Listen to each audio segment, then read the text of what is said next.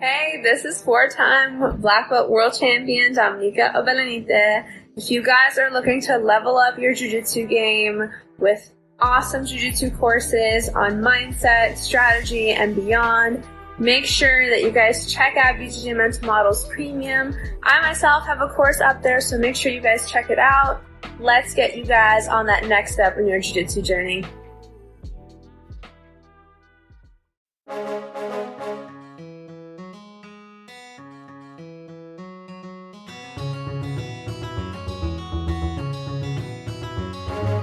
Hey, welcome to BJJ Mental Models episode 229. I'm Steve Kwon. BJJ Mental Models is your guide to a conceptual and intelligent jiu-jitsu approach. And today, happy to be joined again by friend of the show, Emily Kwok. Emily, how's it going?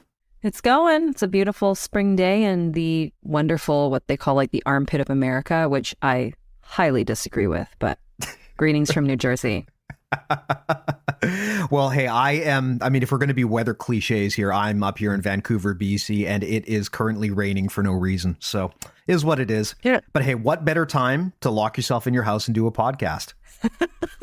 Agreed. It's so much more convenient than actually doing jiu-jitsu. You know, you don't have to go anywhere or put on the pajamas. You can just talk about jiu-jitsu. It's much easier. The difference is that you and I are admitting this right now, whereas I think the vast majority of people would like to pretend that that's not what they'd rather be doing. It's true. Yeah, that's true. I think that there is definitely an aspect of try hard in jiu-jitsu culture where, and you know, this isn't a jiu-jitsu thing. You see the same thing in the workforce as well, where people just feel like they have to be performative and always act like they're hustling 100% of the time. But hey, yes. You know what? Sometimes you just got to turn off the lights and take a break. I agree. I like doing that all the time.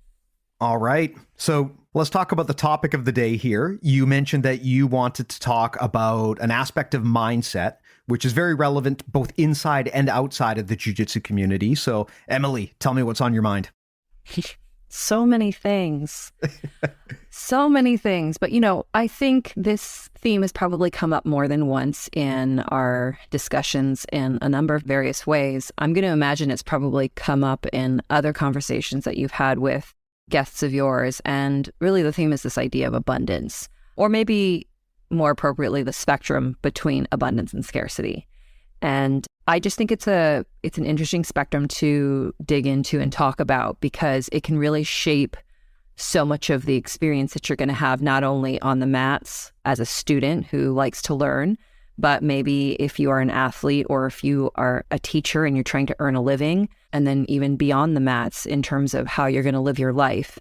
And I think it's one of these things that many of us don't pay much attention to. We're likely to just sort of respond to whatever is happening around us, and we don't kind of shape or give ourselves a framework of how to approach learning or how to approach growth on a bigger scale, if you will. And I think that scarcity tends to permeate most people's way of life.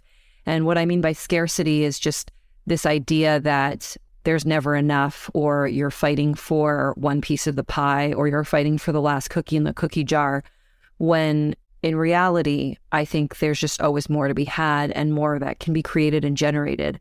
And if you take on the mindset or the spirit of abundance, there's really just better opportunities, growth, happiness, success on so many levels if we're able to adopt that way of thinking. But I just find that I've encountered in all shapes and forms, in every dimension, on every level, scarcity all over the place, particularly in jiu-jitsu. Yeah. Well, explain that a little bit for me. So when we talk about abundance and scarcity, it sounds like you're saying that you view these as two ends of a spectrum. And I guess that makes sense, because it's never as simple as you've got a completely abundance-based mindset or you've got a completely scarcity-based mindset. But maybe give me some examples here of what the differences between these two different mindsets would be, and, you know, what it's like to kind of fall partway through the middle. Yeah, so I think, so we're talking to generally a jiu-jitsu audience. So let's start there. I think it would be sort of this idea of, there are so many partners on the mat. There's only so much time to be had in terms of how we train and what we do. And the feeling like you just need to make sure that all of your roles, if you only have time for 5 roles, that your roles are going to be with only the people that you want, and you have to go out and get what you need, and you don't have the room, you don't have the capacity to let anybody else work into your flow. Like you're going in with your mindset of what you want out of the role. The reality is, if you're in training environment, it's an open mat, it's the end of the class, there could be 30 people, there could be 50 people rolling around the mats. And, as opposed to getting super tight about what you need and who you want and trying to control that and sort of saying, look, there's not enough of me, or there's not enough of this type of role or this type of partner to be had, opening yourself up to the idea of, okay, well, I have 5 roles. Let me make them the best roles that I can possibly have. Here are some people that I'd like to roll with. Here are some people that I've never rolled with, and let me see what these opportunities bring. Maybe you're going to have some unexpected roles, maybe some things that, some techniques, a different type of game will come at you in a way that you didn't expect, and it will actually open your game up, as opposed to you going in with the mindset of, okay, these are the 5 people I like to roll with. This is what I want to be able to do. Now, I understand that to some degree, scarcity to provide conscious constraints to improve performance can be a real thing and very valuable. But if you run your entire training time and your experience on the mats trying to control every single role that you have and not opening yourself up to other possibilities, think about how much you're limiting yourself. Think about how much your learning is coming through one dimension or one loophole. It's interesting because I think that the way that we learn, we can really make so much more out of our experience if we're willing to let go a little bit and if we're willing to embrace the beyond. And I think that in jiu-jitsu, there is the tendency for us to come in and just really want to get what we want. In another way, we also see it as, well, my instructor doesn't have enough time to devote to me, right? So every time I go and I ask them for help, there's 200 people vying for their attention, but never mind that. It all has to be about me. Oh, they can't give me enough time, then they must be favoritizing this other student over me. Well, as opposed to looking at it like that your instructor doesn't have enough, why don't you open yourself up to all of the other opportunities? Maybe this is a great time for you to engage with some of your training partners, ask some of the other senior students in the school, or watch some instructionals, go to some camps. Think about all the other resources you have rather than trying to fight for the one resource that is going to be tight, because one person is not going to be able to respond to 200 or 300 or 500 people very well all the time. And if you frame the way that you move through this world, all through this is what I need, this is what's mine, this is my piece, it just shuts down so much more richness that we get from everything and everyone else around us. And so I also see this happen at a higher level when we're talking about athletes that are trying to earn a living in jiu-jitsu. I've seen it happen in the case of, I've run camps and seminars for a long time. And a big part of what I aim to do is try to raise the bar and professionalize our industry, because we have people that want to be able to make a full-time living off of doing jiu-jitsu, teaching, training, competing. We can't do that if we're all not valuing the time that we put in. And this isn't to say that I want to make things unaffordable for everyone, but if you devote your entire life and, let's say tens of thousands of hours to being good at something, why shouldn't that be worth something? And why shouldn't we celebrate the fact that we can earn more based on our qualifications? So a common scenario that I've seen play out is, let's say player X shows up and wants to run a seminar and their rate is $2,000 for a 2-hour seminar.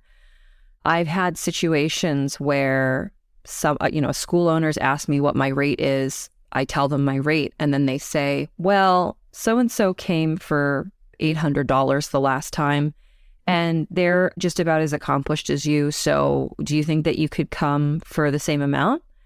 And just trying to get as much as you can for as little as you can, I think is just a poor way to approach growth in our sport and industry. And so when you think about, okay, well, if you wanted to support athletes more and you weren't trying to barter down their rate and you were able to help them, then maybe they would work with you a little bit, or maybe they would toss you some other names that are within your price range, or maybe they can offer you something else if you're willing to make the investment in them. Or maybe you've also just made a great long-term training friend because they're so thankful and grateful for your support that you're going to be welcome in their gym, and you'll have a different type of relationship with them than everybody else, rather than trying to squeeze every drop out of them. I've also seen it where, some athletes will have an opportunity and then someone else will come in and say, well, if they're charging $2,000, I'll only charge you $1,000. Why don't you hire me instead of them? And it's just squabbling over these small pieces that I think is sad and pathetic, because if we raise the bar, then we raise the bar for each other.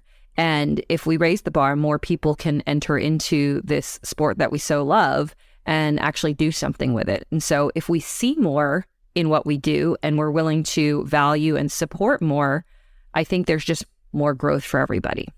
Yeah, that's interesting, because what you're talking about here is more than just about money. I think when people talk about scarcity and abundance, where the mind goes to is money. And especially with scarcity, you're normally thinking about cheap people, right? People who are always trying to get out of paying, or paying as little as they possibly can. Whereas you brought up some great examples about how scarcity and abundance can be about really any finite resource. Time is a great example. You talked about training time and the limited time that you have when you're on the mats to train with. And if you're constantly worried about exactly how to get maximal value out of every single role, and you're obsessed about how much time you have, that can lead you to make decisions that you might not make if you have a more open, abundant mindset. And in terms of money itself, which of course I think is a very important topic in jiu-jitsu, where there generally are issues with how people get paid. I mean, it is very hard to make a good living out of jiu-jitsu. And I think a big part of it is because we tend to be more scarcity minded.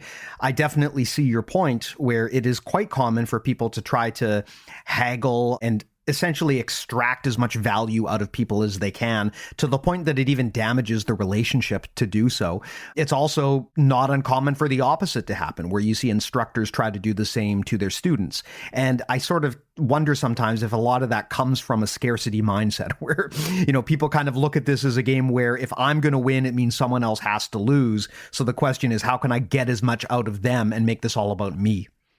Oh, 1,000%. And, this is unrelated, but at the same time related. I had read in a book a while ago it was particularly discussing women and power. It noted that there are often really negative and toxic dynamics between women in power and those who are coming up underneath them. Because for a long time, if you were to look at corporate structures, there have been so few women in positions of leadership that if one woman made it to the top, let's say she was a director, or maybe she's on the board and there's 10 other members on the board, but there's only one female, then what ends up happening is it kind of influences and sort of taints the water, and it almost makes everyone start feeling like, oh, well, if there's only one seat for the woman and there's 5 women in the company and I'm the most senior one, instead of lifting these women up, instead of sharing what has helped me, instead of trying to find more positions for female leadership, I'm going to cut them all down. I'm going to make sure that I step on them. I'm going to make sure that I get rid of them, because I can't have them coming for the one spot. I worked too long and too hard to get up here. I'll be damned if I let this person come up behind me and swipe my seat. Why? Because there's only one. But that's where did that come from? Who made that up? Is it true that there could be less opportunities for some people? For sure. But the way that I would try to approach that problem is, as opposed to thinking that that's all there's ever going to be, I would rather work on the solution of how to create more. And if there's not more within that framework or that system, I'll go create more somewhere else.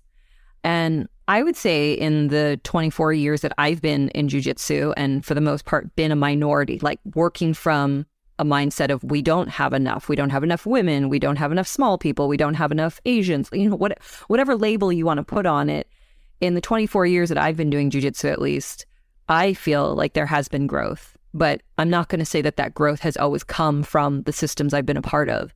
Sometimes I've had to just go make it up myself, because if the people around you are not of the same mindset, it can be very, very frustrating.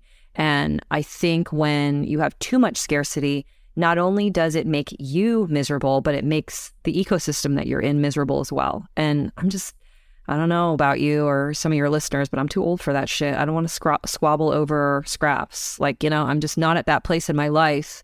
And I really didn't like being there, So I think that if more people were aware of this idea of like, okay, well, there's not enough, let's go create more. Even if you look at the jiu-jitsu industry, and regardless of what, people think about the IBJJF, for a long time, it was one of the only promotions in Brazilian jiu-jitsu that was legitimate. And so a lot of people wanted the titles of the majors. And there's a lot of complaining because athletes don't get paid, and we have to look at all the money we have to invest to try and get this medal that will hopefully give us some level of achievement that will help us establish our legacy. Well, in a couple decades, you now have a number of other promotions that have popped up because they said, yeah, you're right, we don't have enough. And if the IBJJF doesn't want to offer prize money, we can offer prize money.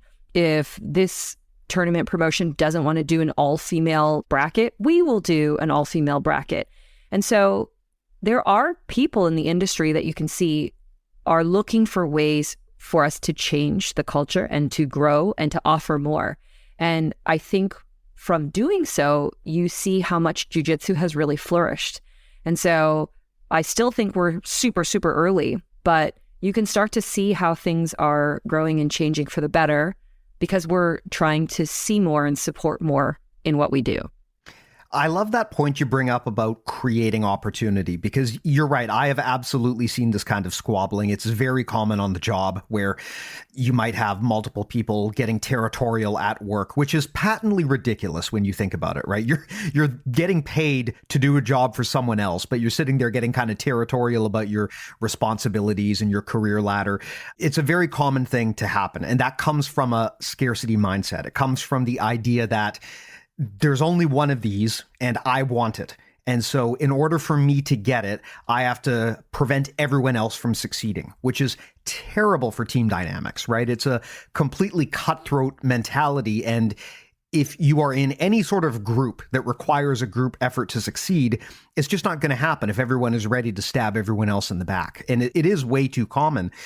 Something that I have explored recently, I learned this term actually from poker players of all things. They've got this concept that they call table selection. And the idea is that, and again, I'm not a poker player, so I have no idea if this is true or not, but the idea is that the table that you choose to play at can be just as important as how good you actually play, right? If you walk into a losing situation, it's going to be way harder to win than if you walk into a situation where winning is easy and encouraged. And so sometimes if you find yourself sitting at the wrong table where everyone has that scarcity mindset, the best thing to do can be, like you suggested, to extract yourself and create your own opportunity. And I think jiu-jitsu is rife for opportunity there because it is such a new and evolving sport. It is very popular, but the money hasn't quite caught up yet. And I think that will happen. I think, like you implied, there is an opportunity for people who are willing to branch out and explore and try new things within the art. Yeah, I've said this before on podcasts that, maybe like 5-10 years ago, I said, give us 5 or 10 years, wait until you have more educated Americans that are sort of have like an entrepreneurial mindset, because I think that a lot of the old school mentality that was brought over, and this isn't to paint every single Brazilian who brought their legacy teams over, it's not to paint them all negatively, because I've certainly met plenty who have very abundant mindsets. But there was such a handle on trying to control the spread of the sport and who was going to make money and how, and loyalty. I mean, pardon my French, I hate the tribalism and loyalty around jiu-jitsu sometimes, because that too is also based out of scarcity. Like only one team can have this following, only one team can have this much power. And it's just it's just ridiculous when you take a step back and you look at things from outside the lens of jiu-jitsu. It's petty. And now that there are, I think, more experimental and entrepreneurial minds at work who have the quote unquote power and authority, and I think that the black belt for many people is some sort of symbol of, okay, this person should know what they're talking about, or this person has done the sport long enough, or they've been in the ecosystem long enough that I could listen to them. These are the people that are now starting to lead and not have to be beholden to some of the older school ways of control and leadership. And I think this is super important for growth because, growth cannot just stay in one place. Like one person cannot just control where everything needs to go. And sadly, you see this happen all the time. You see a lot of schools with cult of personality, and everything has to funnel up to that one person. But I don't think that this is sustainable, and I don't think it's healthy either. And so even with the mindset and the approach that I try to take with my school, a big part of what we do is like, it's not just about me. It's not just about, my instructor, Shane. It's about the community that we bring together. It's about giving all of our instructor voices. It's about celebrating the fact that each of us has a different style and that we give each other the room to grow and we support each other. We don't cut each other down. Now, if you go to a lot of other schools, and this is not to say that my school is perfect, but if you go to a lot of other schools, the framework or the templating could be very different. It could be so-and-so instructor is the head instructor. That person's word is gospel. Don't you dare say, speak, do anything that is not aligned with what that instructor does. Again, scarcity. This is the only way to do things. This is not true. We all know that that's not true. In life, that's not true. And so I just find our industry so funny because it's almost juvenile in some ways. Like sometimes when I enter ecosystems or I'm talking to people or I'm in a school and I feel the tightness of that scarcity mindset or people trying to control shit, I'm just like allergic to it. And I want to get away from it because it's not servicing anybody. Or actually, I should say it's servicing very few people. But, jiu-jitsu has so much to offer. And I feel like we're doing it a disservice if we don't find a better way to engage with each other. And it's just a shame, and so I've just seen it really like cripple different types of environments. I've seen it cripple people, I've seen brilliant athletes just kind of walk away. I've seen students start and, quit after a short period of time because of this type of mentality. You see friendships fractured. You see people who can't thrive. And it just doesn't have to be that way. But I do wonder how many people are aware of this type of spectrum of scarcity and abundance, and how many of us are actively employing this idea of how we can see more, how we can do more for each other. Yeah, I think that's a great point. And, I agree with you that within jiu-jitsu, this is a common problem. And it could just be because the sport still is in its early stages. When there is a shortage of money, it's hard to escape a scarcity mindset because sometimes that scarcity might be legitimate, right? I mean, if there really are fixed resources and it really is you or them and you got to get those resources so you can feed yourself, then sometimes that mindset might make sense. But often people go to that place of scarcity when it's really not appropriate. And you see that with, the whole creanche thing is a perfect example of scarcity thinking, right? Trying to claim students who are effectively your customers as your own so that other business owners can't get their money, right? That is an insane idea. Students and people are not fucking property, but we're all kind of, I've seen most of us are susceptible to it, right? And it's bananas to me when I meet somebody who's 48 years old and highly educated with a family and other dependents and successful at life. And they are stressed to the nines because they harmlessly went to drop in and train at their friend's jiu-jitsu school. And their head instructor is very upset and almost excommunicates them for it. It's what is that? But I know that there's some listeners that are probably laughing and agreeing with me, but I know that there's also a fair number of listeners that have either been in the position of or know someone who is stuck in this. And it's why would we allow a recreational activity for most of us to potentially control, crimp, ruin, and make our lives miserable. It's ridiculous, but we do it and we fall into it. Yep. I think that a way to, and I guess the tricky thing is it's hard for people to combat it because they feel that there's like scarcity in their own thinking, which is, well, but if these people don't accept me, who will? Where will I go?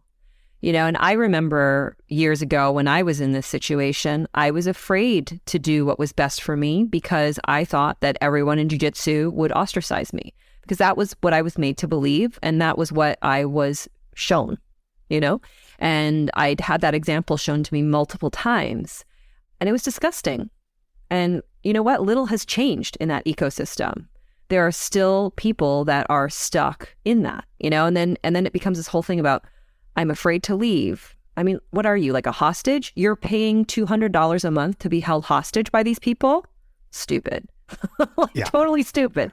But, you know, I think a way that we think out of this is offering high value, like for someone's experience, right? So like when I go and teach a seminar, it's one of my supreme goals and missions to try and make that seminar the best seminar that anyone in that room has attended.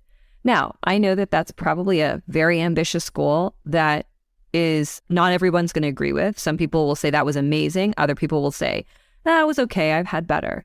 But nonetheless, that's my mindset going in. Why do I do that? Because I want that school to bring more people back for seminars.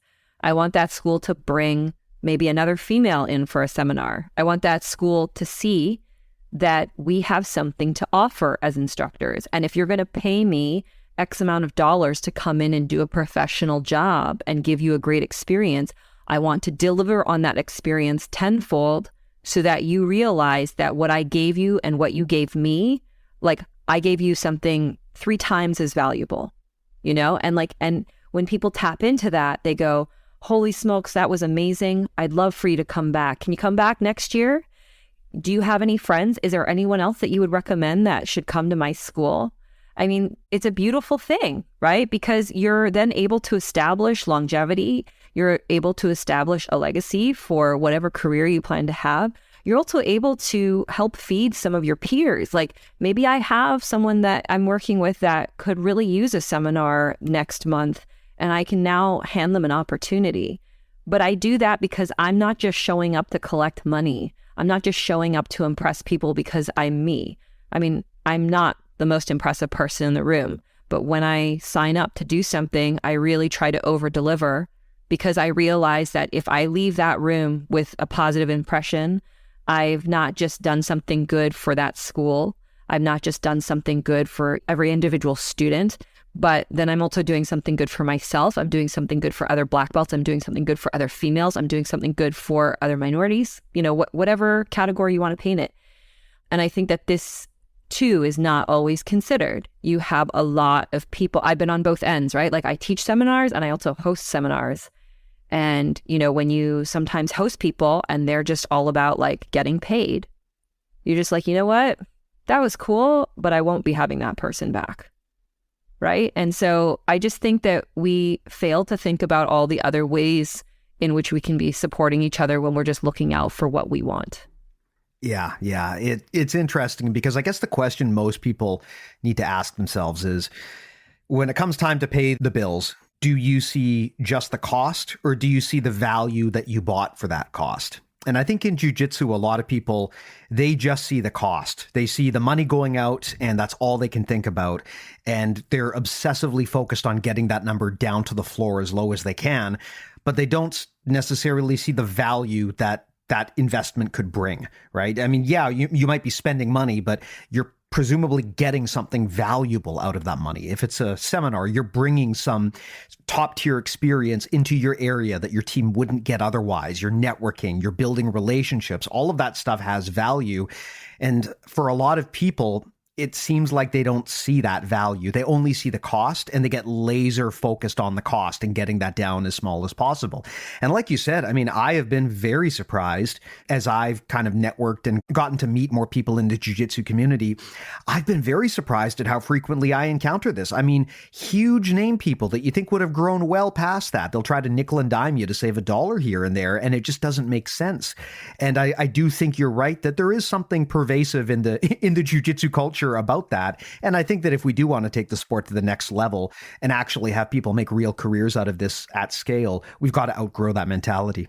Yeah. Well, and I think that it's trying to, I mean, I think some of it starts with experimentation and education, right? Like, I just think that there's a lot of us operating within the sport that just have never thought about things a different way. I mean, I come with an unusual background in the sense that it's not very conventional, but I've been exposed to business in a few different ways.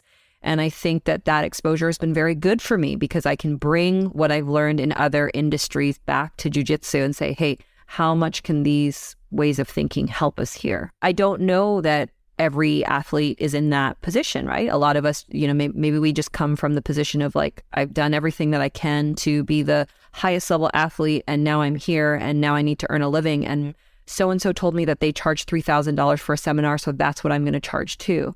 Okay, great. But like, what value do you bring for that amount of money? And like, why should you charge that much versus $2,000 or $4,000 or $5,000? And you can't just arbitrarily stick a number on it. You know, like, I think you should also look at the market. Like, that's something else that I see that's very interesting is every year you have dozens of new world champions that are entering this seminar circuit. And something that I've said to a few different athletes when they've asked me for advice has been, why are you different? Like, why should somebody hire you instead of somebody else? You know, and they're like, oh, well, you know, I'm just going to be the best teacher. I'm going to be the best person on the block. I'm like, yeah, okay, but there's a lot of people that are doing that. What is it that uniquely qualifies you? What angle do you bring that might be another reason why somebody would be interested in working with you? Why are you charging $4,000 a seminar when you have, you know, one title and limited teaching experience? Oh, because so-and-so is charging that much. Okay, do you know why people are willing to pay that much for that person? Like, what value do they bring?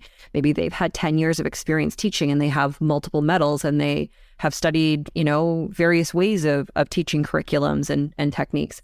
I just don't think that we think about all these factors when we go into it, and being malleable and flexible and really like rational about why we're doing things the way that we do, and being above board. You know, like, I think I learned also in the last couple of years that the jiu-jitsu market in Europe is very different from the jiu-jitsu market in the United States.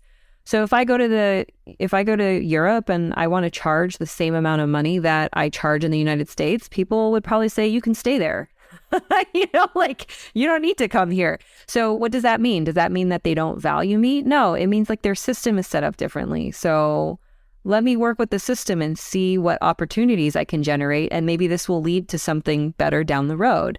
And being willing to make those connections, being willing to have the conversations, as opposed to saying a flat out, well, if you're not going to pay me my fee, sorry, there's nothing I can do for you.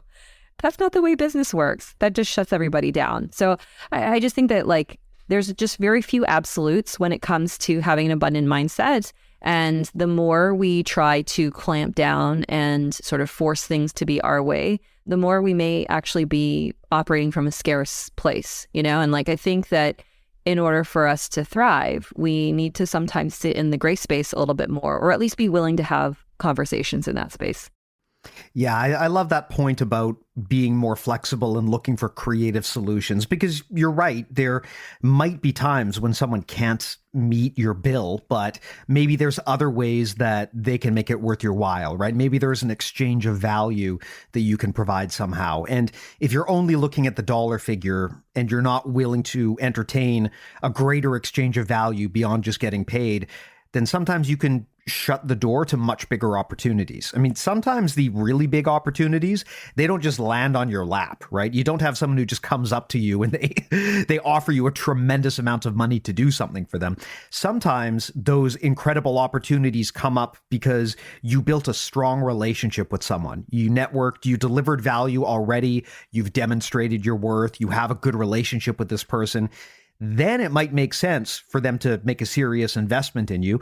That's not to say that you should just give away everything for free, right? I mean, you need to definitely charge your worth, but there are times when it might make sense to think flexibly, and that's an important skill to have.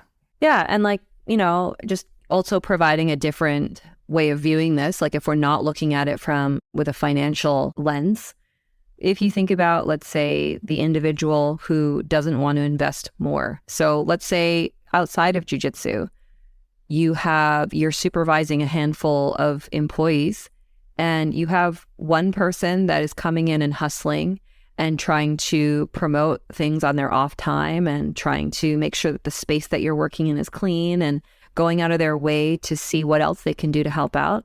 And then you have another individual who says, well, I'm sorry, I can't do that extra stuff because if I do that extra stuff, it's more time and more hours than what you're paying me for. So I'm just not going to do them. And come review time, come raise time, come the time where somebody's going to be offered the opportunity to grow, who's going to get that carrot? Not the person that's been scarce with their time and their resources. It's probably going to be the one that is like, hey, I really want to make a go of this. I want to be successful. I'm going to put a little bit of extra effort in on my own time. Like this is energy I'm investing willingly because I'm hoping that this will hopefully open more doors. Not, hey, I give you all this time and energy and you're not compensating me well for what I'm giving you. Therefore, I'm going to shut the door and not offer you any more. Or I'm not going to lift a finger when you ask me to do anything that requires 10 more minutes of my time. That kind of behavior and that kind of attitude, it just kind of kills the vibe and it doesn't make you want to invest more in that person, So like when I think about who I'm engaging with and what I do, if I want that relationship to go anywhere, I'm always conscious of what time or what space I devote to that project, that application, that individual. Because if I invest more, I'm pretty certain they will invest more. And so many of the successes I've had in my life have been situations where I've been undervalued and underpaid, but I just wanted to be close to the action and I just wanted to have the opportunity to potentially grow and waited for that moment to come. And 9 times out of the 10, the moment came and I was rewarded for it. So like when people ask me, well, how did you get here? Or how did this happen? And I'm just like, I worked my fucking ass off and I wasn't afraid to give more. And now, so many years later, you're in a position where it paid off and now you're in a position to negotiate. You don't have to always lay yourself out. Now people see the value that you bring, whereas in 10 or 20 years ago, they didn't or they couldn't. And so I think for those of us that have positions of leadership in the jiu-jitsu community, we should be using these positions for good to show people what more we can do, not what we need to take away. On this topic of abundance and scarcity, I think maybe a reason why people get into this scarcity mindset is because it's easy to feel the pain when you have to pay something or invest something or give something up, but you don't always think about what the other party might be doing for you. This is a very common problem in relationship dynamics where, you might think you're the one who's doing all of the work, but in reality, your partner might be doing more than their fair share. You just don't think about it because it's not you who does it. And to me, that's kind of also an indicator of a scarcity mindset where you are laser focused on what you're doing for the other person, but you're not really paying attention to what they're doing for you and how helpful that might be for you down the road. Yeah, I had in my early 20s, I had gone through a period of counseling and the counselor that I had was amazing. Actually, the whole thing came about because I was going through a bit of a rough time on a personal level. And I was in art school. I was going to, I guess it's called the Emily Kwok University of Art now, but at the time it was... You went to your own school. Oh, yes. Well, do you know I also went to Emily Kwok Elementary? Three times a term. I did not know that. So I was in art school and we were just hovering around midterms. And the instructor that I had noticed that I was not in a good place. And he came over to me after a lecture one day and he said, listen, we're supposed to be doing the midterm next week. I just sense that you're not in a good place to take it. He's like, how about you come with me? I've set aside some time for you with one of my friends in the counseling department. And like, let's get a handle on whatever is, creating a little bit of friction, right? And this was, in my eyes, like a very abundant gift, because instead of holding me to his timeline and forcing me to take a test that probably wasn't best for me because I was in a very down place and my mindset was very tight, with abundance, he gave me the space, right? And so I completed 6 out of the 10 counseling appointments that he had signed me up for. The counselor eventually kicked me out because she said I applied the things that we worked on so quickly that she had no need to see me anymore. But she taught me some really, really great, frameworks. And one of them was to imagine in your life, like, let's say you and I have a friendship or a relationship of some sort. And to imagine that, let's say it's a 100-meter pool, that like a balanced or harmonious relationship would be one where if you're on one side of the pool and I'm on the other side of the pool, we would both swim to the middle and get our business done. But we know that occasionally somebody can't swim all the way to the middle. So from time to time, you're going to swim past the 50-meter mark and you're going to swim a little bit more for your partner. But where things kind of go awry is if you are the one that has to continue to swim all the way to the other side to drag them to the middle all the time, or vice versa. And this framework was really helpful for me because I've kind of framed a lot of engagements and relationships like this, like, how much do I have to overexert myself to get you to meet me in a fair place? And I'm willing to do that for you if XYZ, right? Like maybe you're sick, maybe you're having some troubles, maybe you just need the extra help right now. No problem. I'll do that for you. But if that becomes the go-to where you just constantly have to overwork yourself to give to somebody else, then you have to say to yourself, I've been overly abundant and this person has been super scarce because they have not reinvested or energized me in any way. And it's been a great way for me to kind of measure like how far I want to take that relationship. Because in an abundant friendship or in an abundant relationship, you just keep giving. Like it's kind of amazing when you strike that chord with somebody. I have this relationship with my boss, Josh. I have this relationship with one of my friends and partners, Joe. I have this relationship with, you had him on your podcast, like Shane. When they step up and you step up and they step up and you step up and everybody feels well supported, and so I think that these are the kinds of relationships that I always try to look for. And granted, I'm 42, so I've had many cycles and iterations of falling on my face and making mistakes and having the wrong people in my life. And after almost a little more than 4 decades on this earth, I feel like I've filled my dance card with largely very awesome, abundantly minded people. And the quality of my life has improved so much so because of that. And if I start to encounter scarcity in some way, it's much easier for me now to back away from it because I'm filled with abundance from all of the positive people that are in my life. And it's a much better place to operate from.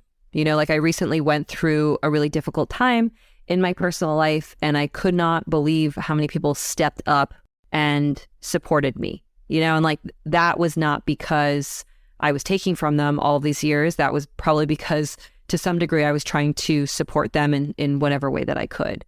So this isn't to say that you just bend over backwards for everybody. Like that's not the message, but the message is like, see more, be more, invest more. Like there is more to be had for everyone.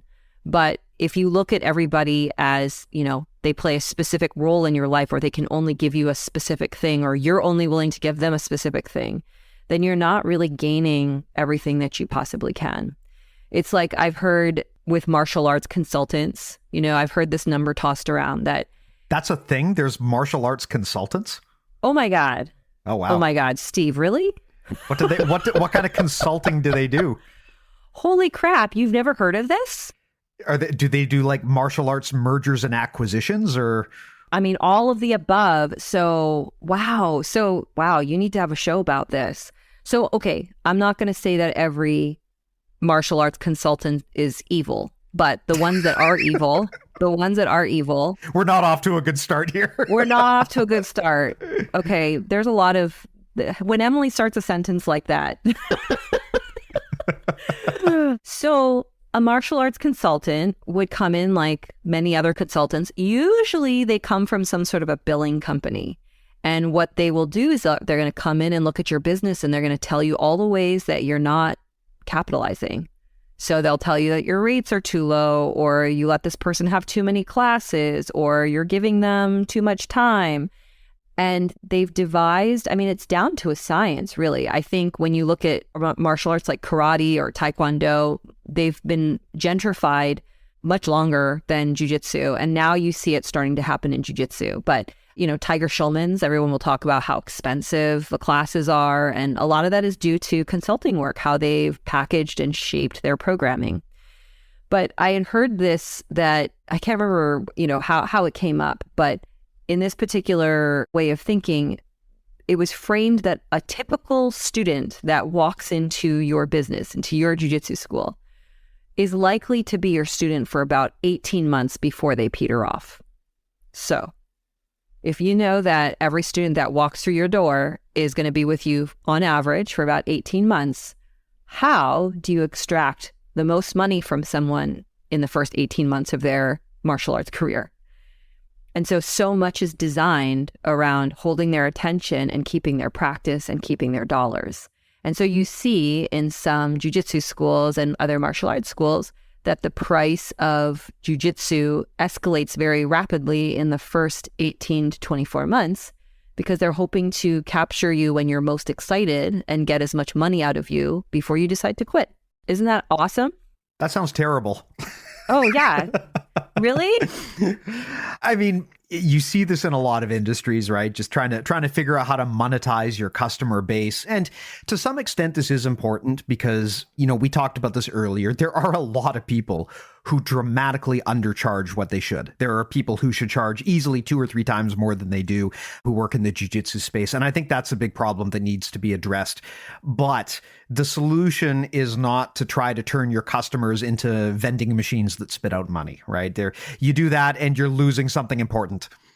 But there's so many people that take this mindset because they can't be creative about thinking themselves around, well, how do I make a successful business out of something that I love? How do I create value in this, right?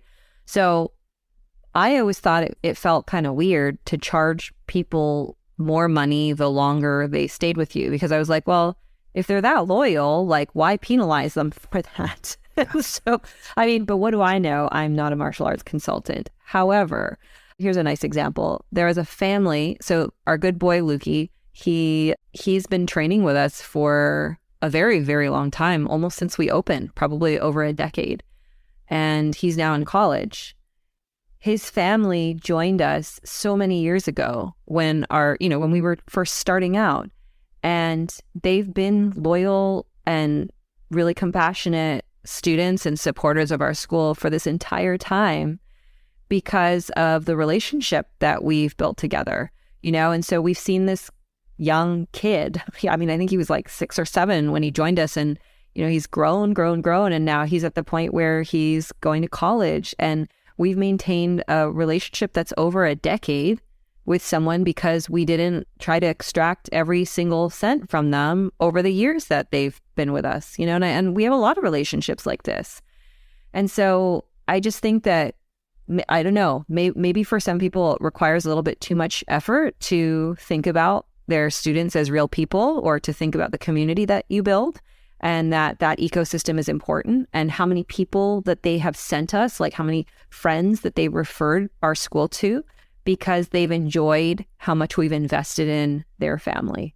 And so I think that if we over focus too much on what we can just take from each other, we just kind of kill the trajectory for like abundant growth on so many more levels.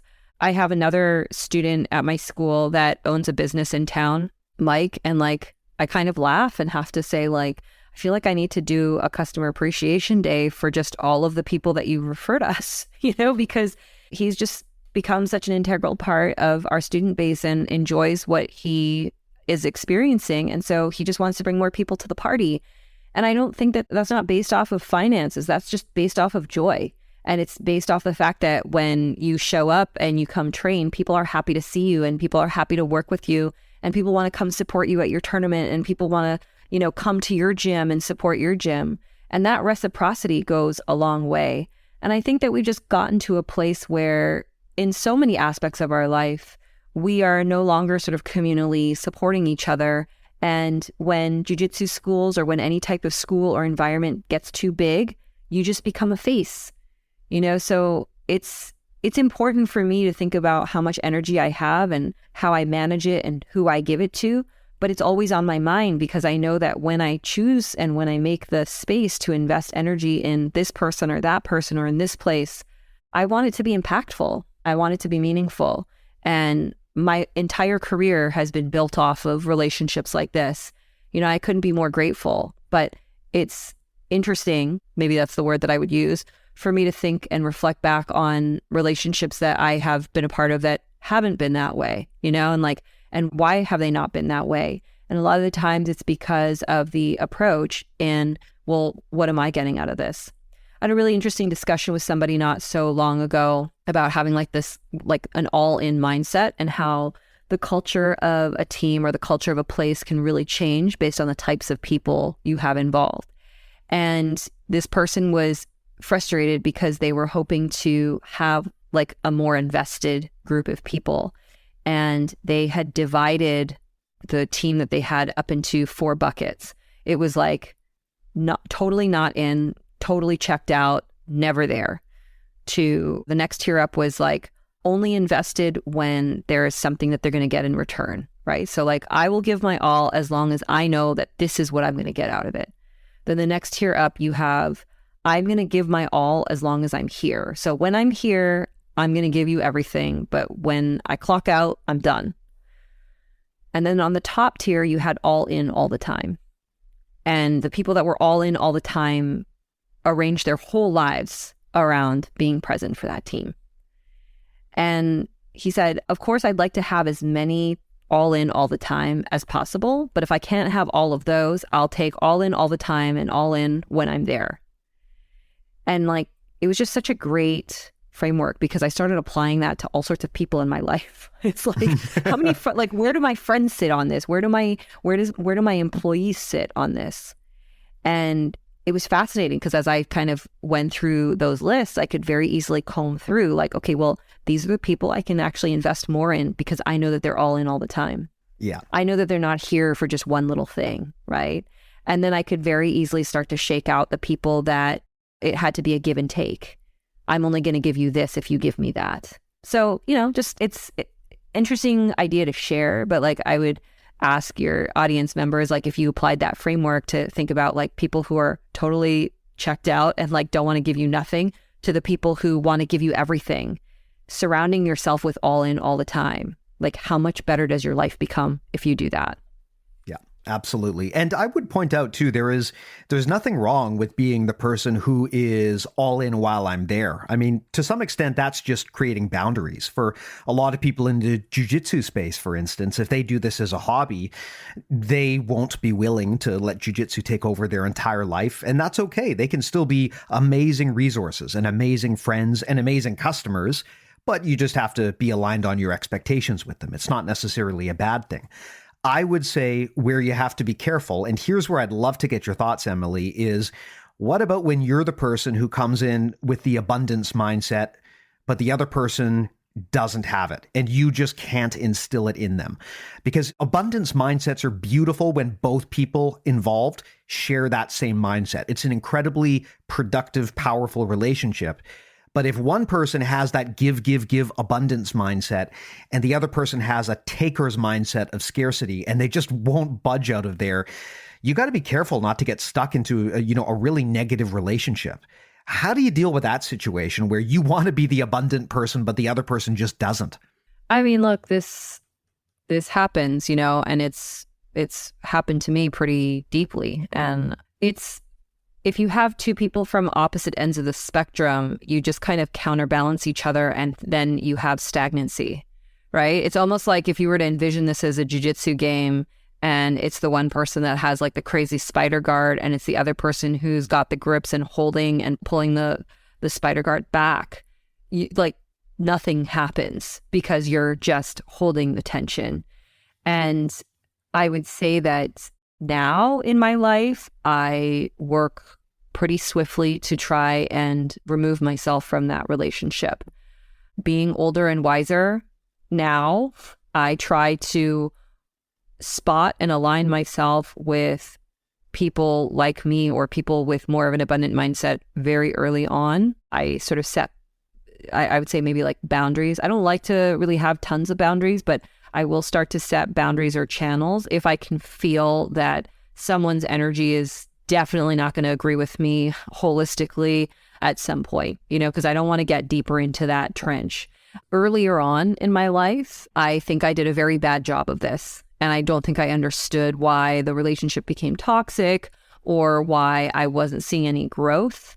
Because that's what happens, right? Is if you have one person that wants to grow and change and move and flex, and then you have someone else who's clipping your wings, you just become miserable. And I just don't want to live my life like that. I have the privilege of working largely for myself and not having to answer to most people. I'm not sure that everybody's in that position. So obviously that can be more difficult for some individuals. But I would even say I probably decided to be self-employed and chose this unconventional path because I didn't like the way that most relationships went. Earlier on in my life, I had a couple different jobs where I wanted to grow. I wanted to invest myself. I was overqualified. I invested a lot of myself in individuals in the company. I tried to make my level grow, and instead of embracing that and sort of being like, my success is your success, I was treated as a threat. And so in multiple occasions, I've either been sort of snuffed out or stepped on, or people have taken credit for the work that I've done, or everybody else got the raise except for me. And it just got to a point where at some point in my mid-20s, I said, you know what? I don't want to let someone else determine my worth because I'm outperforming all of these people, and this is dumb. I'm not going to succeed in life if I allow these kinds of people to essentially play me like a puppet because I had to answer to them. I was so junior. I was so young. I didn't have a choice. And it was a really cutthroat environment. So I removed myself from it and I found growth. And then if something stunted me there, I removed myself from it and I found growth. Sadly, a lot of the times the individuals that this had happened with were like females that I looked up to. But I think that what I had expressed at the beginning of the podcast around power structures, they were singular females in positions of power, and they didn't think about wanting to make more room for other females. It was like, this is my position and you're not coming for it. I've had other females that have been wonderful to me, but it made a really hard impression on me when I was working with people that didn't see me as somebody that was on the team, but somebody that was posing a threat to them. And I think a lot of the times this also happens. People who have abundant mindsets, they are seen as threats because they see more. And the person who sees them as a threat thinks that they're coming for them. But what I want to say to those people is like, nobody wants what you have because we see so much more. And we're just trying to add to you. Like, we're just trying to give you more success so that you can see how many other opportunities exist. But you're so short-sighted and you think that our excitement and you think that our momentum is coming to get you. So you try to cut us out. I've seen this happen so many times to so many people, individuals who've been ostracized or put out. It's very interesting. Like when I encounter these people, oftentimes they've been characterized as, misfits or troublemakers or people that don't abide by rules. But when you talk about their history and where they come from these sort of like cult of personality, top-down schools. They come from these old school mentalities. They come from people who don't like new ideas, because new ideas mean that they're not their ideas. And as I've gotten to know them, I've often found that they are extremely bright, extremely intelligent, working professionals who've largely been misunderstood, because I think that their capacity to think beyond is probably levels above the types of people that they're dealing with. Because the scarcity mindset, I think, usually comes from low-level leadership. People who have never really invested much in understanding what leadership means. They've just inherited power, and so then they just wield it. And I've also said this many times, that athletes who win a bunch of gold medals, like, that's awesome that you've managed to execute so well for yourself and you understand your own performance to that degree. But just because you've accomplished that as an athlete doesn't mean that you know how to lead, teach, and support others. That takes work in a different way. But we often just give those types of people our attention and control. And so I think, just to pull it back to your original question, you can't control anybody outside of yourself, and if a situation is making you downtrodden or miserable or upset because you're not having joy doing the things that you love, then I don't know, maybe you should question if that's really the right environment for you.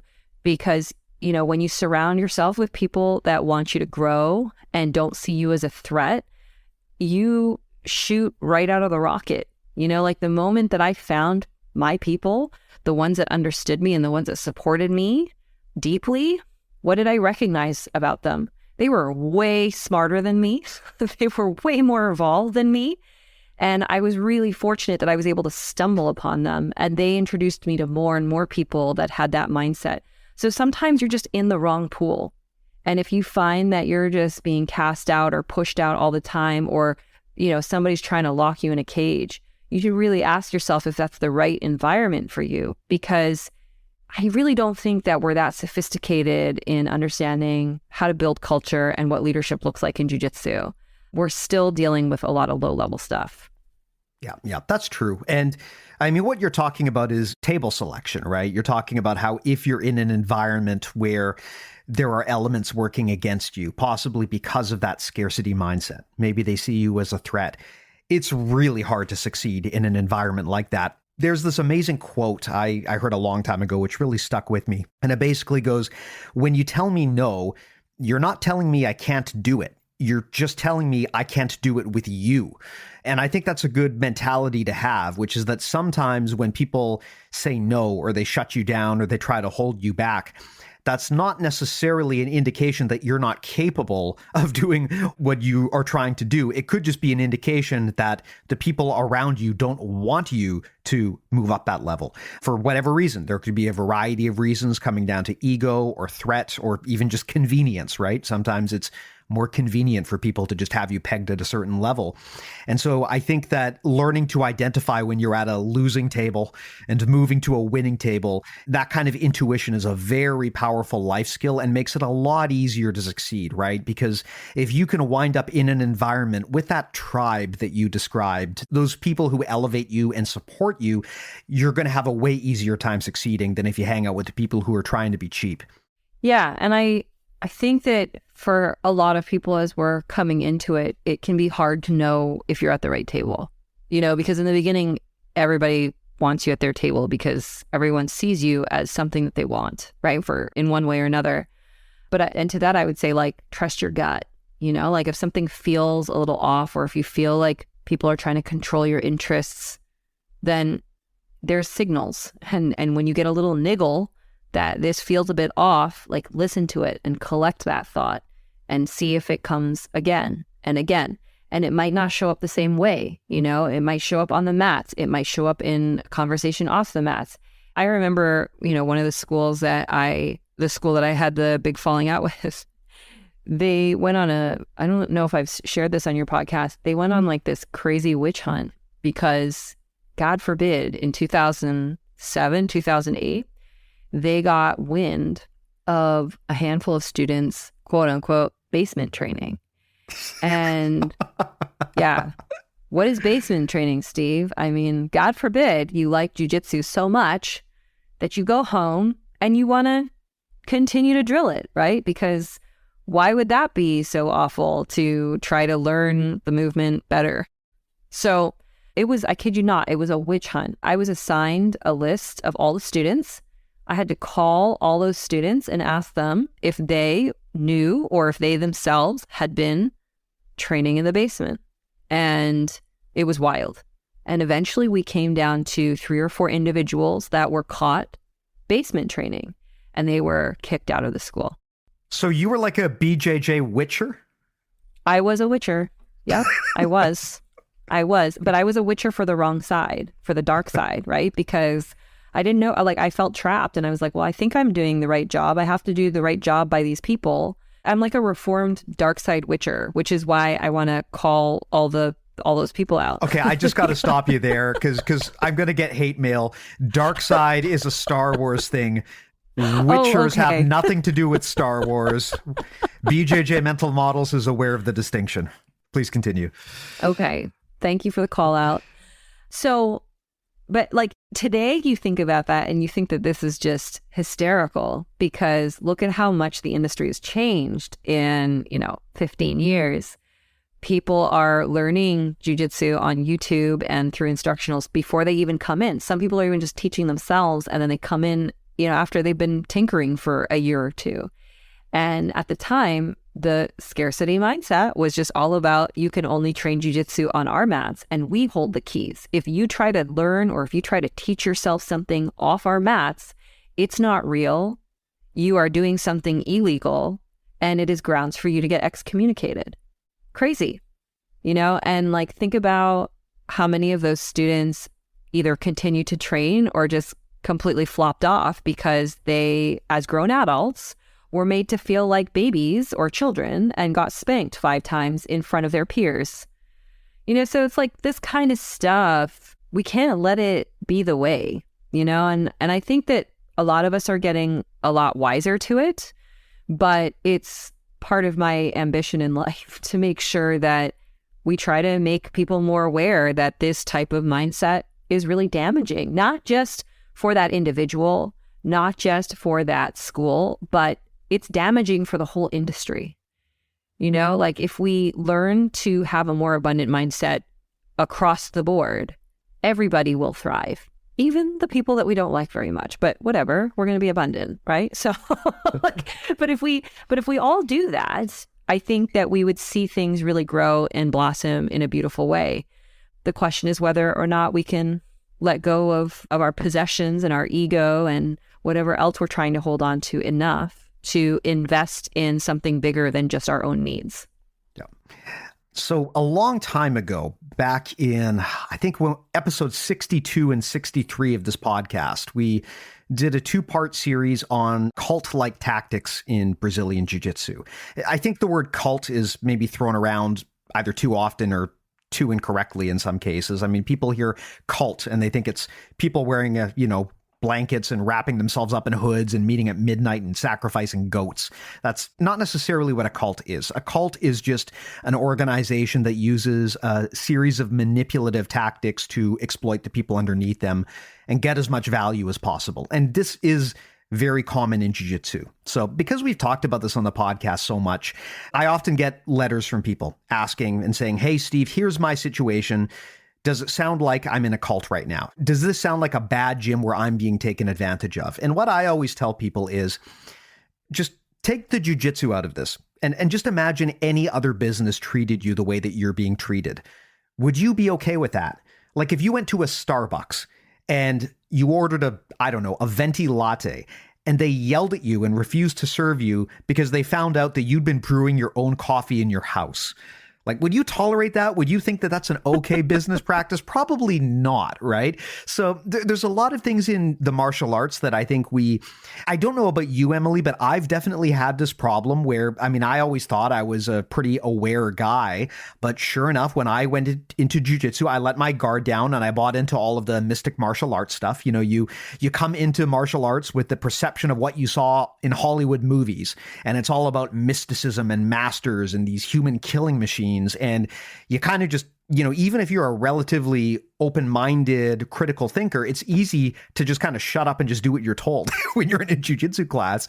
And it's very easy for people who might otherwise in the rest of their lives be critical thinkers, very easy for them to fall into that trap.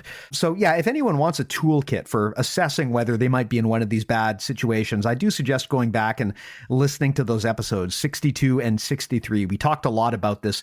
That was recorded just as the pandemic was starting. So you're going to get to probably hear a lot of interesting conversation about, hey, what's this new virus thing going around and do we have to worry about it? So, man, that's quite a time capsule before the pandemic, a different world. My sense is if you think you are, you probably are. It's one of those things. Yeah. It's one of those questions where by virtue of the fact that you probably have to ask it, you probably already know the answer. You just don't want to admit it to yourself. No, because, it's like belonging to part of that unit, and it's having to give in to the fact, maybe I made a mistake about what I was thinking. Like it's almost like you force yourself to believe it, to sort of keep investing in it, because the reality of having to, walk away from it makes you feel like you've got nothing, right? If you don't have this time, if you don't have this peer group, if you don't have this instructor, if you don't have this school invest in you. So again, it's scarcity, right? It's like made to... Something that I practice with my children because of this is I want them to have their friends from school. I want them to have their friends from the neighborhood. I take them to jiu-jitsu and they have their jiu-jitsu friends and their Girl Scout friends and they have mommy's friends. And I introduce them to an abundance of different types of relationships because God forbid one of these groups ostracizes you or makes you feel bad because girls are so mean. And I know it's going to happen to them at some point in their life. Somebody's going to be really awful to them. And I don't want their identity to be based on just one group. Like, let's give them 10. Let's give them a lot of abundance when it comes to different types of people who can love and appreciate them. So that if anything bad ever happens, they don't completely fall apart thinking that that's the only person or the only group that matters. And I think for some reason in jiu-jitsu, we're so susceptible to this. Maybe it's because most of us as adults don't have large peer groups like that where we're so intimate and we challenge each other and we suffer together. I'm not really sure what it is, but we are so susceptible to it. And it's a shame, So when people ask me if I'm happy with the path that I've chosen or where I'm at in life, like I never really in my life thought I could be as happy as I am now. But I think so much of that has to do with, as you said, choosing the right table, or maybe in my case, I would say like building the right table, and just like, I've said this before, like waiting for the right people to come sit with me. And it's made all the difference, so just clearing out the negativity, clearing out the scarcity, clearing out the people that are trying to control you and trying to basically clip your wings in any way, whether that be, training on the mats and being a jerk off when, you guys are working together and not wanting to share information or not wanting to give you a turn or always having to win, to the way someone treats you in your ecosystem at the gym. Like, are they inviting you out places, or are they always trying to cut you out? Are they, supporting you with the challenges that you're chasing after, or are they only looking out for what you can do for them? All of these things add up and really matter. And I like to think like a lot more sensitive to people who are, wavering on that scale towards the side of the spectrum that I'm not really into. Now, on the flip side, we talked about this a little bit at the beginning. You can use scarcity to enhance performance, right? So look for restrictions, look for ways to reduce variables in your training or reduce variables in your life so that you can optimize yourself in a very specific way. So I think scarcity used in a very conscious way can be super good for you. But scarcity just kind of like ruling everything in your life could have disastrous effects. So it's like, I think it's a tool that can be employed. Yeah. I think there's a difference between saying I use scarcity when I employ a constraints-led approach. That's saying, hey, I'm using scarcity as a tool. That to me is different from saying I have a scarcity mindset, whereas in this behavior is part of my core. It's part of who I am, right? And it dictates me. It dictates my behavior. It's not a tool that I use. It's something that dictates how I behave. That's probably what you want to avoid. But like you said, using scarcity as a tool, I mean, that's what in sports science they call the constraints-led approach, right? The idea that by clever use of putting constraints on things, you can steer things to the correct outcome and actually come up with some really cool, innovative solutions that you might not have ever thought of before. So scarcity has a place, but it's just when it dictates your life that I think it can become damaging. Yeah. And I think that, to go along with that, it's really about having the awareness of what it is that you're dealing with, right? And like, I was just talking to my friend Joe about this earlier today, that like so much of what we do is we don't always articulate very clearly to ourselves what it is that we think that we're doing. And in some ways, when we do articulate it and it resonates with someone, it sounds like redundant and stupid. But it's only because that same thought has been running through their head, but they haven't had the ability to vocalize it either. But in vocalizing, in articulating and iterating what all of these things are, no matter how basic or dumb they may seem, to me, it's like giving yourself a level of objective awareness around this thing now. Like, it's one thing to think about somebody that operates from a scarce place. It's another thing when you can truly call it out. It's one thing for you to understand in this moment, oh, this is when I expressed abundance, or this is when I was really open. But then, hey, you know what? In this occasion, on this other occasion, I actually didn't have the right approach. And I was like being super scarce or being super selfish about this opportunity. Like, when you start to build the awareness and it clicks, it goes from being subjective to objective and it clicks. Like, I think that's when we become empowered to make better choices for ourselves.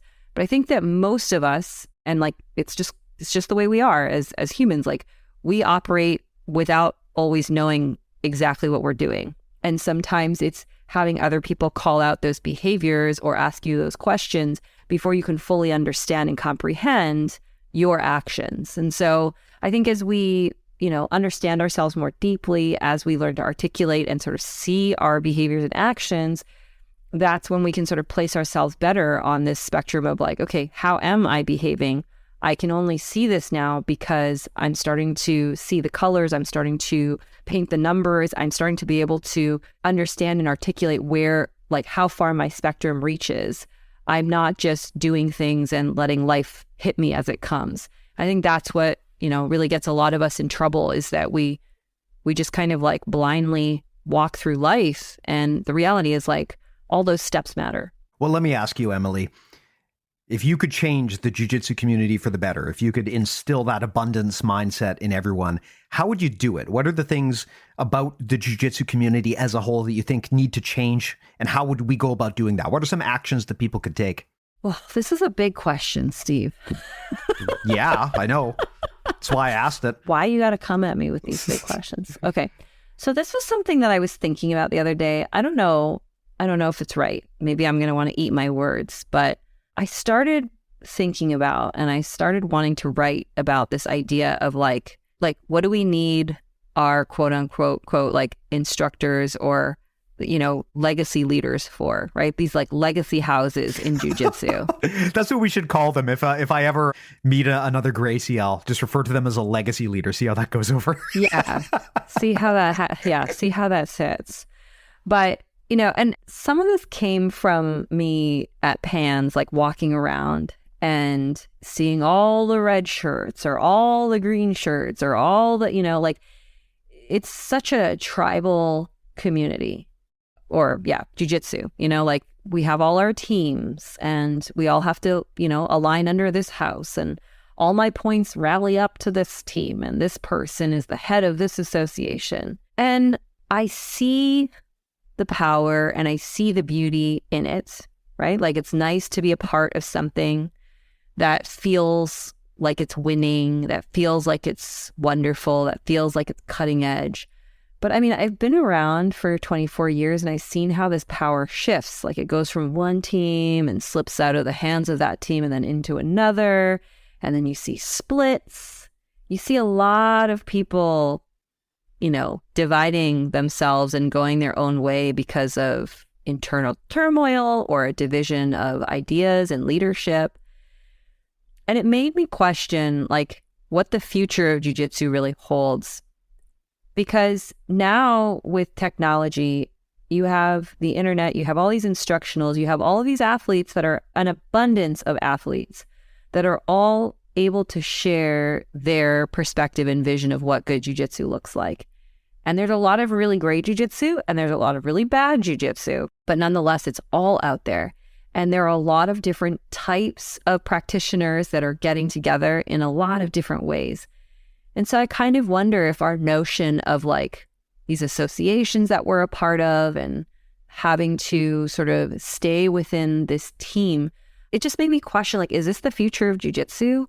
Or is the future of jiu-jitsu, like I have some students that train at our school and teach at our school, but they've also indicated that it's meaningful and it's enriching for them to be able to go train at other schools. And I think that's great, because why did you start doing jiu-jitsu in the first place? Because for most people, it intrigued you. It was fun. There was a good social community. It made you feel alive. Whatever. There's 20 different reasons why somebody starts jiu-jitsu, but most of the time, the reason is not going to be because I wanted to be part of this team and serve this leader. That's not usually the number one reason. I mean, I don't know if it even comes up as the 20th reason. And so I wonder, in sort of with this abundant mindset, like what it means to have less of these boundaries or barriers around like representing only this team or only aligning yourself with those people, and sort of being like, hey, can we all agree to have our spaces or have our businesses and offer things in our style in the way that we would like to, but will the future of jiu-jitsu be less about these legacies and these dynasties and be more about what we can cultivate and share with one another when we remove, dissolve, play with these old boundaries? Now, I understand that sometimes having tradition and structure and history is good, and it's sentimental. But there's just so much being shared right now. And I always feel this weird tension, like I've had students that will come and talk to me about, okay, like, is it okay to go train here? Or is it okay to have my friend visit us? Or I've had visitors come in and say, is it okay for me to wear this gi? And I'm like, I could give a shit. Like, if you're here to have a good time and you're going to be a great training partner for my students and we're going to learn together, I don't care what color your gi is. You're here. Just like, let's be here together.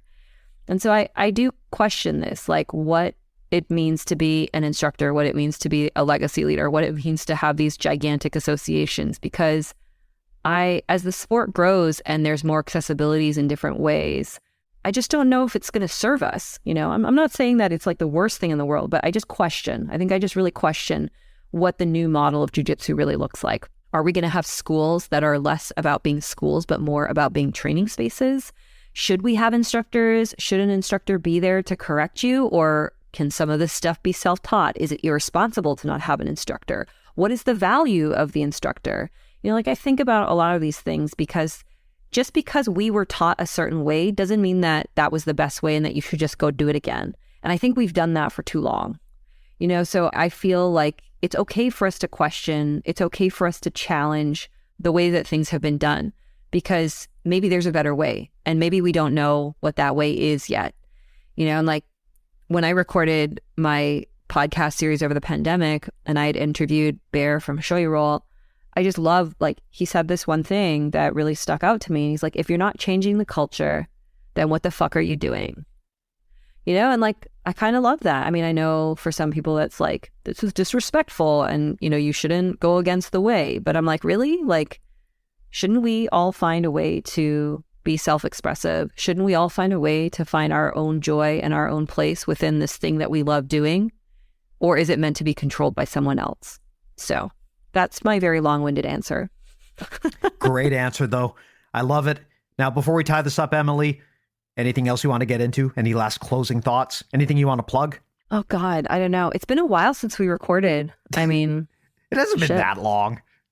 Okay, it hasn't been that long, but a lot of things have happened. I mean, I don't know. We're going to do more stuff together. We're going to have hopefully some exciting listens. I hope this sort of like spectrum resonated with people.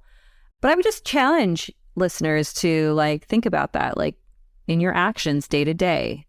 Are you operating from an abundant or scarce perspective? And if you choose to operate more one way than the other, how much does that help you or how much does that hurt you? And I encourage them to experiment and see if things change, if they shift one way or the other. So that's where I'll leave it today. Well, since you're not going to plug your own stuff, I guess I'll do that. You can... Fine, I'll do it.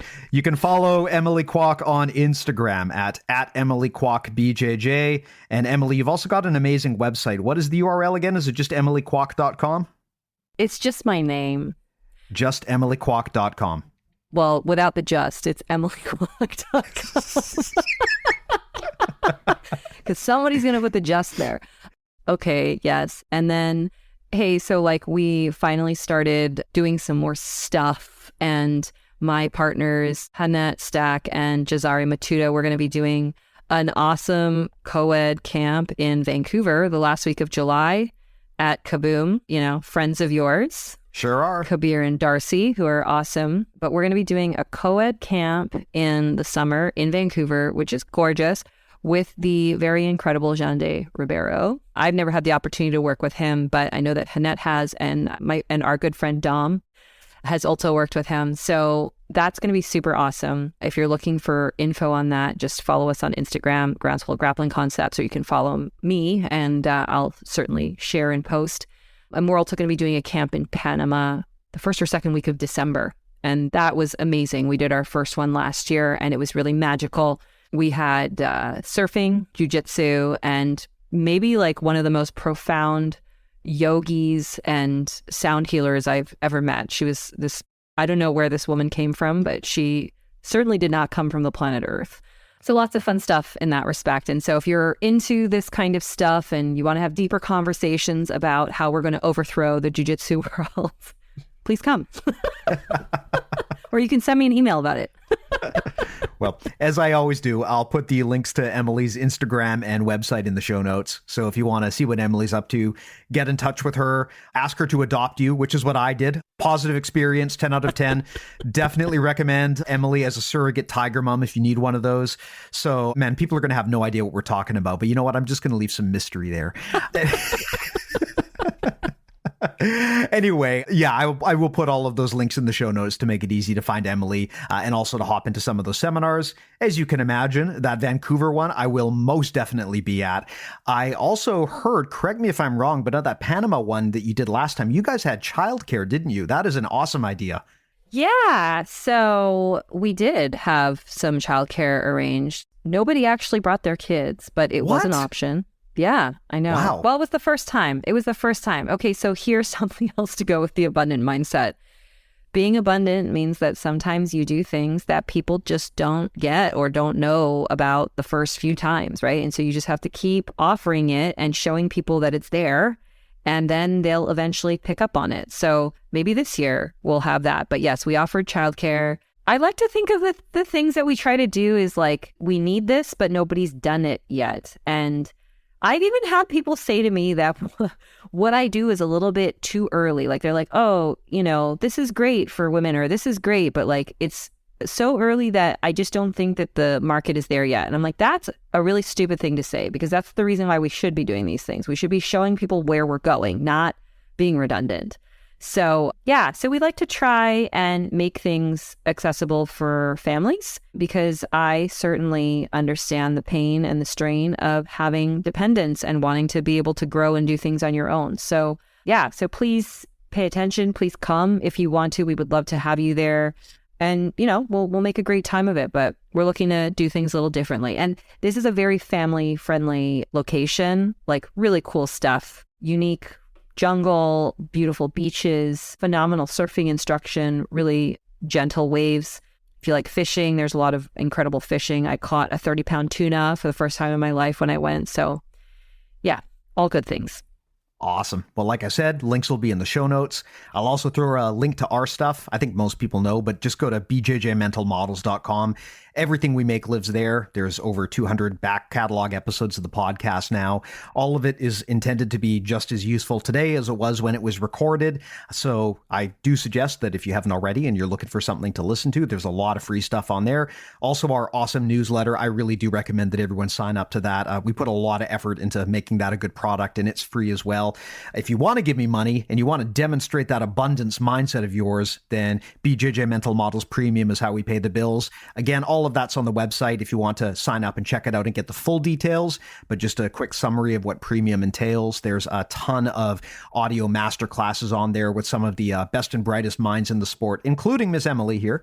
We also offer coaching from a team of black belts, tons of world championships won between them. So if you're in a situation where you want to have auxiliary coaching, maybe you live somewhere remote, or maybe you just want a second opinion from a high-level coach, we can offer that as part of the package. And of course, you also get to be a part of our awesome community, which I will never stop plugging. I just am so proud of our community and how much it brings people together. So I do recommend everyone give it a try. First week is free. BJJMentalModels.com is where you go. And of course, all of that will be in the show notes as well. But Emily, thanks so much for coming by. You know I always love talking to you. And thank you for adopting me. I greatly appreciate that. You're welcome, Steve. And thanks to the listeners. Appreciate you as well. We'll talk to you next time. Take care.